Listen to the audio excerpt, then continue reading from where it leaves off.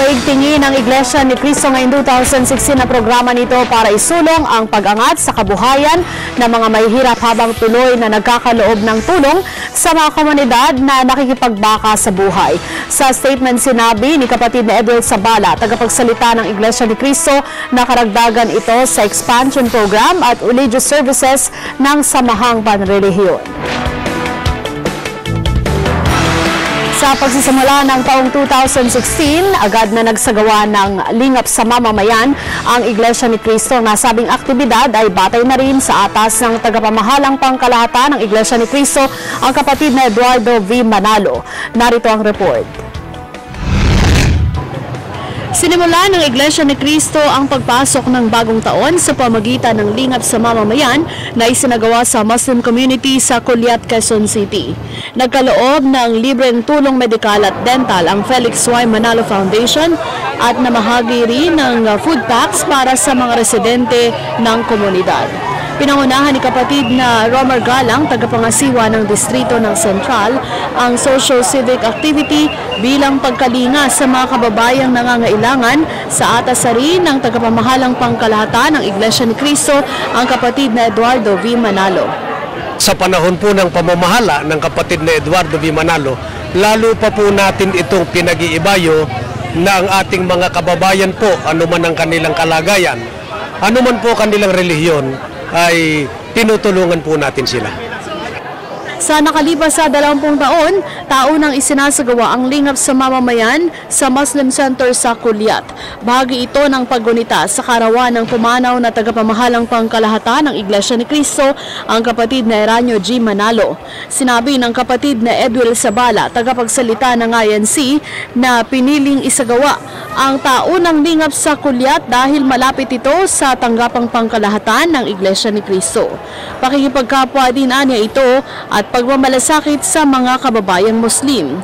Pero hindi lang sa Culiat kundi maraming mga lugar pa sa Pilipinas at labas ng bansa isinasagawa ang lingap sa mamamayan ng Iglesia ni Cristo. Kung papaanong patuloy na lumalaganap ang kahirapan at tumitindi yung iba't ibang mga kalamidad, natural as well as man-made, hindi maiiwasan na mag-intensify din ang isang tao na naghahangad na isabuhay yung pag-ibig sa kapwa sa kanyang pagtulong, sa kanyang pagmamalasakit sa kanyang kapwa. At sa Iglesia ni Cristo, ang pangunahin sa gumagawa noon ay ang pamamahala ng Iglesia ni Cristo. Lubos naman ang pagpapasalamat ng mga kababayang Muslim dahil taunan silang nagugunita ng tagapamahala ng Iglesia mula noon pang panahon ng KRD hanggang sa panguna ng kapatid na Eduardo V. Manalo. Lalo magpasalamat ang mga tao ito sa loob ng buhay sa kapatid natin Iglesia, lalo na kay Eduardo Manalo. So ang mga kapatid natin Iglesia, kaya tunayan nila ang utos ng Panginoon, ginagawa nila. Sana katulad tayo ng mga kapatid natin Iglesia, gumagawa tayo hanggang paano tayo makatulong sa kapwa at sa kapagmahal ng iba-ibang religion. Maraming salamat po. Salamat po.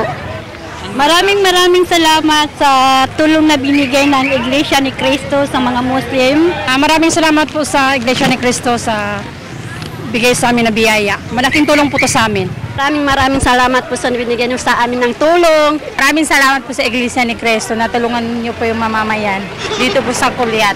Sa Iglesia ni Cristo, salamat. Maraming salamat po. Ngayong 2016, higit na paigtingin ng Iglesia ni Cristo ang pagtulong sa mga nangangailangan, kaanib man o hindi sa Iglesia ni Cristo. Sinabi ni Dr. Sergi Santos ng FYM Foundation na sa atas na rin ito ng tagapamahalang pangkalahatan ng Iglesia ni Cristo at pagtalima sa aral ng Biblia na pagkalinga sa kapwa. Kaya hindi lang mga medical mission ang ililinyang aktibidad para sa taong ito, kundi mga programang makakatulong upang iangat sa kahirapan ang mga mamamayan.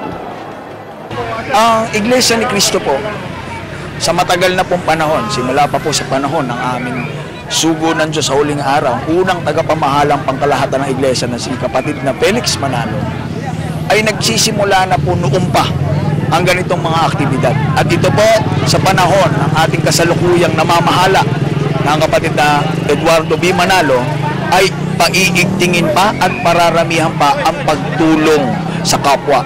Dahil ang mundo po ay tunay na pahirap ng pahirap. Pagka hindi po tayo nagtulungan, ayun naman ang nais ng Diyos. Yun ang layunin ng pamamahala. Makatulong sa kapwa. Binubuo ng 7 tribo ng mga kababayang Muslim ang Kulyat Muslim Community.